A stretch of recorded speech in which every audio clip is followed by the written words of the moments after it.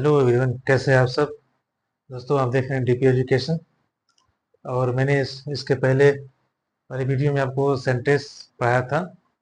आज मैं sentence part two start करने वाला हूं, जिसमें फर्स्ट वीडियो मैंने आपको बताया था इम्परेटिव सेंटेंस, इंट्रोगेटिव सेंटेंस और असर्टिव सेंटेंस। ठीक है बच्चों। तो असर्टिव सेंटेंस, इंट्रोगेटिव सेंटेंस मैंने खत्म कर दिया था और इम्परेटिव सेंटेंस स्टार्ट किया था। इम्परेटिव सेंटेंस में ऑर्डर को मैंने समाप्त कर दिया था, लेकिन आज सेंटेंस के थ्रू हम ऑर्डर भी देख लेते हैं एक बार। ठीक है।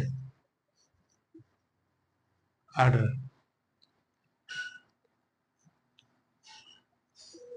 डोंट गो देर, यानी वहां मत जाओ। ठीक है, वहां मत जाओ। डोंट गो देयर, ये क्या है? ये ऑर्डर है, क्योंकि ये किसी को आदेश दिया जा रहा है ना। ऑर्डर दिया जा रहा है कि तुम वहां मत जाओ। और देखते हैं ऑर्डर में। Bring me glass of water. Bring me a glass of water, यानी मेरे लिए गिलास पानी लाओ। ये भी क्या है? एक ऑर्डर है। ठीक है बच्चों। अब आगे चलते हैं। अभी तो मैंने ऑर्डर को बताया एक शॉर्ट वे में, जैसे पिछली वीडियो मैंने आपको बताया था ऑर्डर के बारे में। तो देखो, इम्परेटिव सेंटेंस है। इम्परेटिव सेंटेंस में क्या है? ये आज्ञा सूचक वाक्य कहलाता है। लेकिन इसमें सिर्फ आज्ञा ही नहीं होता, इसमें ऑर्डर होता है और एडवाइस होता है और रिक्वेस्ट होता है। ठीक है, ये तीनों चीजें इसमें आते हैं, ऑर्डर, एडवाइस और रिक्वेस्ट। तीनों मिला के हमारा एक इम्परेटिव सेंटेंस तैयार होता है। ठीक है, अब आगे देखते हैं, हम इम्परेटिव सेंटेंस में आगे बढ़ते हैं।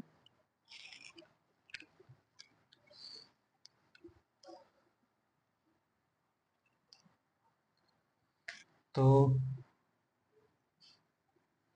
इसको थोड़ा लिख दो, मीटर गया तो दिखाई नहीं देगा ना, पता नहीं चलेगा कौन सा सेंटेंस हम पढ़ रहे हैं।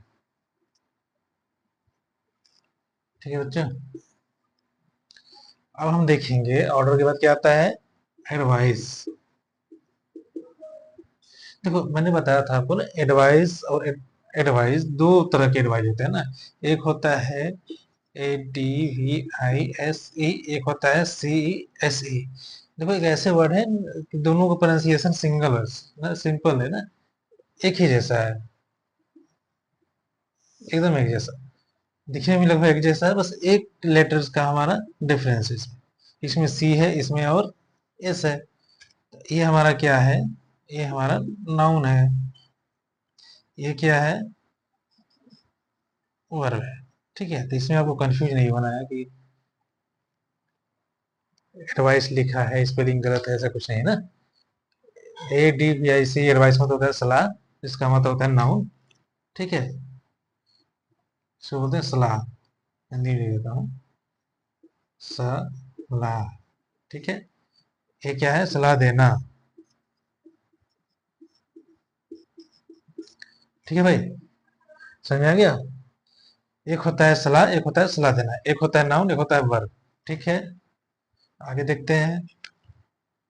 एडवाइस मैंने पढ़ लिया, सॉरी, ऑर्डर मैंने पढ़ लिया। अब हम पढ़ेंगे एडवाइस, यानी सलाह। ठीक है, सलाह कैसे देंगे? देखो भाई, हम अपने बोलचाल की भाषा में ना किसी को सलाह नहीं देते हैं। अरे यार, वहां मत जाओ, नदी के पास मत जाओ, रात में बाहर मत निकलो। सलाह नहीं देते हैं। तुम एक अच्छी किताब ले लो, तुमको रोज पढ़ना चाहिए, तुम्हें इंग्लिश सीखने के लिए डेली वर्ड मीनिंग याद करनी चाहिए। ये क्या है? ये सब सलाह है। तुम्हें अच्छे कपड़े पहनने चाहिए, तुम्हें बड़ों का आदर करना चाहिए। ये सब एक एडवाइस है। ठीक है, इसी तरह के वाक्य को देखेंगे हम। यू शुड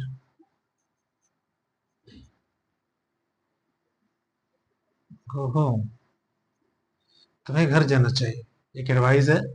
ठीक,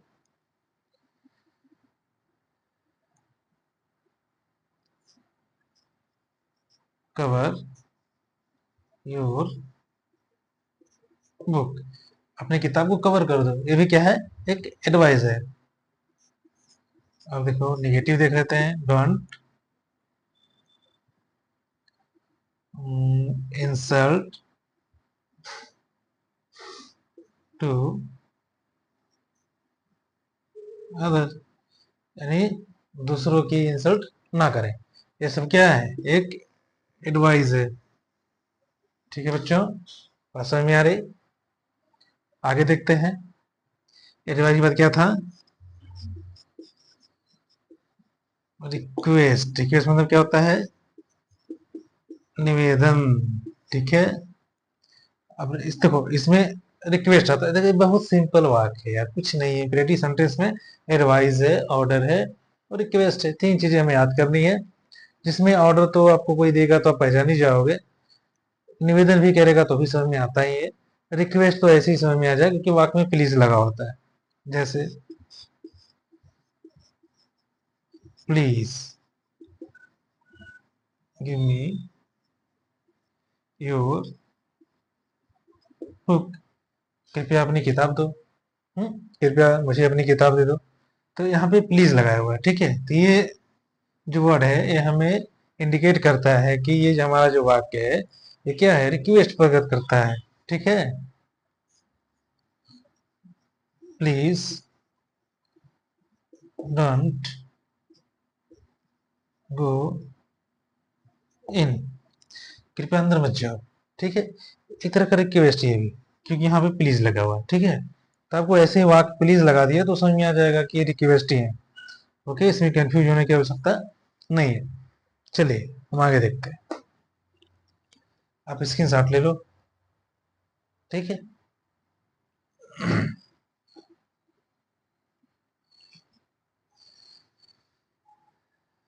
अब देखो इम्परेटिव सेंटेंस तो खत्म हो गया, अब इसके आगे हम पढ़ेंगे ऑब्जेक्टिव सेंटेंस। काफी, ये जो ऑब्जेक्टिव मैं आपको पढ़ाऊंगा ये बहुत ही बढ़िया सेंटेंस है, वाक्य यूज के लिए काफी अच्छे हैं।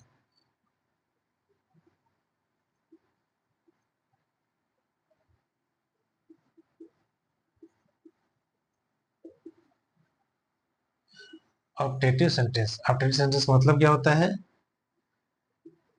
इच्छा वाचक वाक्य। देखो वो डिफिकल्ट नहीं है, ये ऑब्जेक्टिव सेंटेंस इच्छा प्रकट करता है, किसी व्यक्ति की इच्छा को प्रकट करता है। ठीक है, ये इच्छा किसी भी तरीके हो सकती है। ये इच्छा आपका आपके लिए प्रार्थना कर सकता है, ये इच्छा आपके लिए बदुआ भी दे सकता है। ठीक है, ये इच्छा अपनी इच्छा को प्रकट कर सकता है, कुछ ऐसा जो अनबिलीवेबल हो। ठीक है, इसके अंदर क्या रहता है, विश, विश मतलब इच्छा, जो कि अच्छा भी हो सकता है और बुरा भी हो सकता है। बुरे में क्या आएगा, कर्ज आएगा। ठीक है, यानी श्राप देना। देखो इसको हम सेंटेंस से समझते हैं। और देखो एक चीज मैंने आपको और बता दिया कि इसमें हमेशा में का यूज होता है। ठीक है, और मार्क ऑफ एक्सक्लेमेशन का प्रयोग होता है, mark of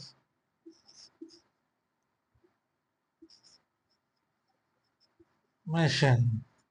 mark of exclamation किसे बोलते हैं, एक पाई खींचो नीचे बिंदी लगा, ये है हमारा मार्क ऑफ एक्सक्लेमेशन। ठीक है, और वाक्य पहले हम लोग मे का प्रयोग करेंगे। ठीक है,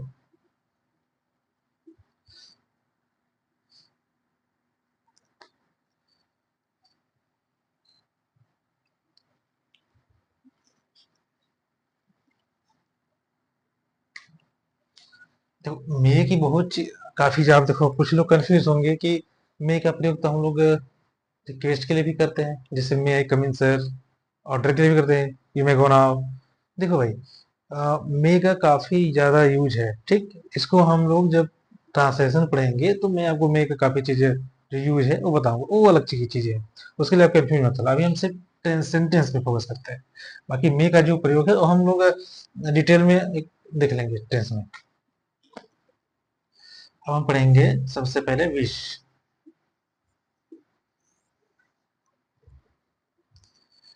विश में हमारा क्या आता है? प्रे, यानी इसमें प्रार्थना होता है। मैंने बताया ना विश प्रकट होता है, विश दो प्रकार के होते हैं, शायद मैंने इसमें नहीं बताया था। तो एक होता है हमारा प्रे, दूसरा होता है कर्ज।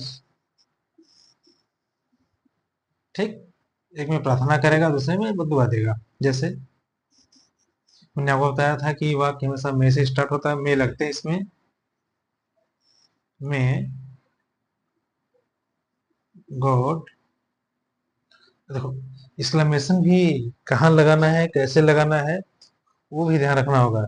अब देखो यहाँ पे हमारा जहाँ पे विश या कर्ज स्टार्ट होगा, उसी वर्ड्स के बाद हम लगा देंगे मे गॉड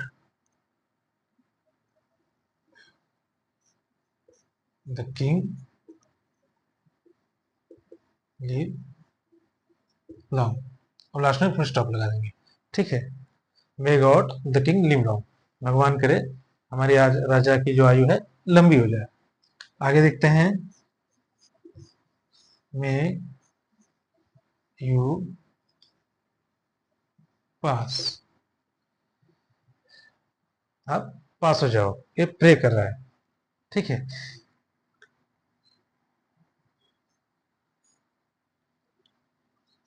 या तो ऐसे भी कह सकते हो, I pray to God you may pass. ठीक है, ऐसे ही बना सकते हो आप, देखो कंफ्यूजन नहीं होना है। आई प्रे टू गॉड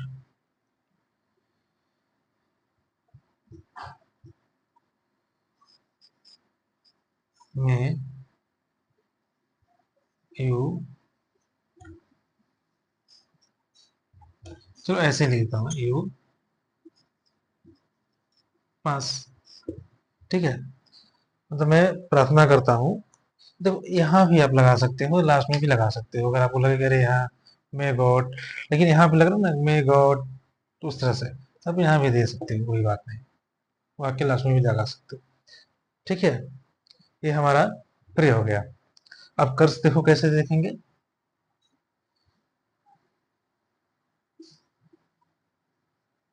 कर्ज मतलब क्या होता है? श्राप। श्राप कैसे देगा? May you go to hell. ठीक,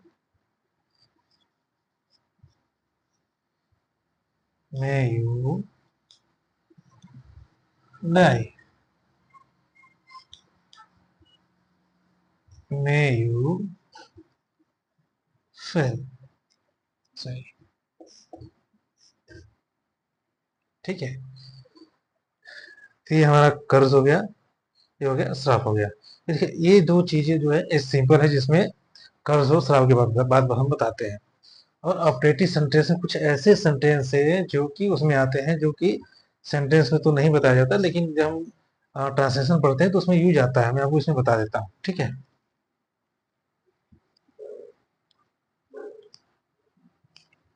विश तो आती है ना, विश, जिसे आई विश। ठीक, आ देंगे मार्क यहाँ देखो, जहाँ पे विश वगैरह प्रकट करेगा अक्सर मार्क वहां लगा देंगे ना। I wish I were wings, इसका मतलब होता है काश मेरे पास पंख होते। ठीक है, ये सब आपका अपडेटिव सेंटेंस में आ जाएगा। अब इसका हम डिटेल जो है, इस तरह की जो वाक्य है, काश मेरे पास पंख होते तो मैं हिमालय तक जाता, काश मेरे पास पैसे होते तो मैं तुम्हें देता, तो इस तरह के जो कंडीशनल सेंटेंस है, जो वाक्य है, मैं आपको ट्रांसलेशन में विस्तार से पढ़ाऊंगा। ठीक है, अभी हम सिर्फ सेंटेंस पर फोकस करते हैं और जल्दी जल्दी इसको खत्म भी करते हैं, ताकि आगे की हम देख सकें।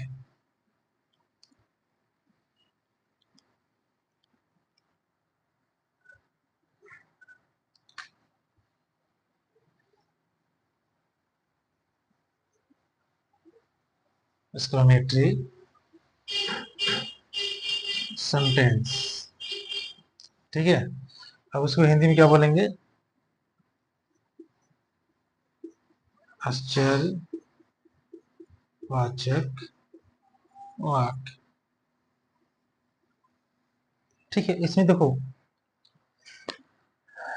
इसमें आश्चर्यवाचक वाक्य में जैसे हम लोग बैठे रहते हैं, अचानक कोई न्यूज सुनते हैं, सडन एक्सक्लेम्ड हो जाते हैं ना, सडन रिएक्शन करते हैं, एक्सक्लेम हो जाते हैं, आश्चर्यचकित हो जाते हैं, या बहुत चिंतित हो जाते हैं, बहुत दुखी हो जाते हैं। फिर जो हमारे इंटरनल जो भाव हमारे होते हैं, जो प्रकट होते हैं, वो हमारे एक्सक्लेमेटरी सेंटेंस में आते हैं। इसमें भी मार्क आप एक्सक्लेमेशन लगाते हैं, लेकिन मे का प्रयोग नहीं करते। ठीक, इसमें आता है दुख,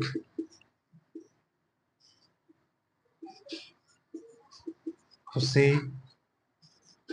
हर्ष और आश्चर्य, डर। ठीक है, ये सब आते हैं इसमें। इसमें कुछ वर्ड्स हैं जो आपको याद करने होंगे, धीरे धीरे जब आप ट्रांसलेशन बनाओगे तो धीरे धीरे आपको याद आ जाएगा। ठीक है, अब दुख में देखते हैं एलास,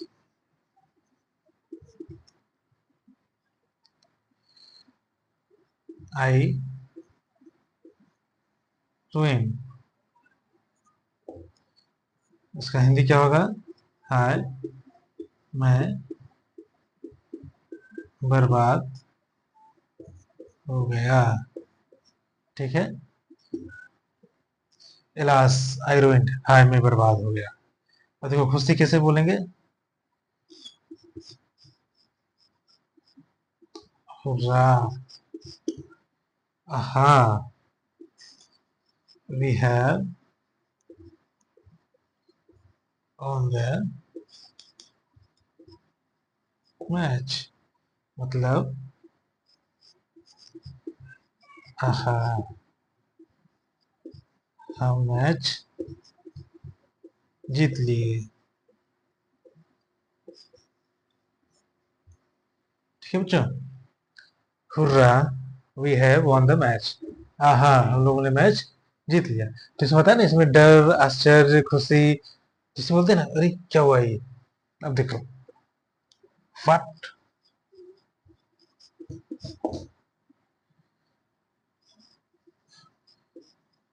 सी डाइट, क्या मर गई, आश्चर्य आ गया। ठीक है, तो ऐसी चीजें हमारी एक्सक्लेमेटरी सेंटेंस में आती है। ठीक है, और कुछ वाक्य बताओ आप। अब देखते हैं, आहा, आहा तो हो ही गया ना। वाव,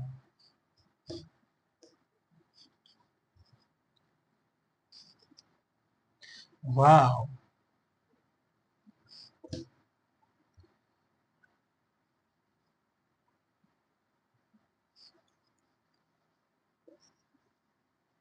सीन इज वेरी enchanted। वाह, the scene is very enchanted। वाह मतलब वाह, इस दृश्य कितना आकर्षक है, कितना मनमोहक है। तो यही सब है। ठीक है, बहुत ज्यादा डिफिकल्ट नहीं है, अब इसको देख लो एक बार। और कुछ ऐसे वर्ड्स हैं जो आपको रटना पड़ेगा। तो सेंटेंस फर्स्ट और सेकेंड वीडियो दोनों मिला के आज मैंने सेंटेंस को कंप्लीट कर दिया। और अगले वीडियो में आपको सोच रहा हूँ टेंस शुरू करने का। ठीक है, तो अगले वीडियो में टेंस शुरू करता हूँ।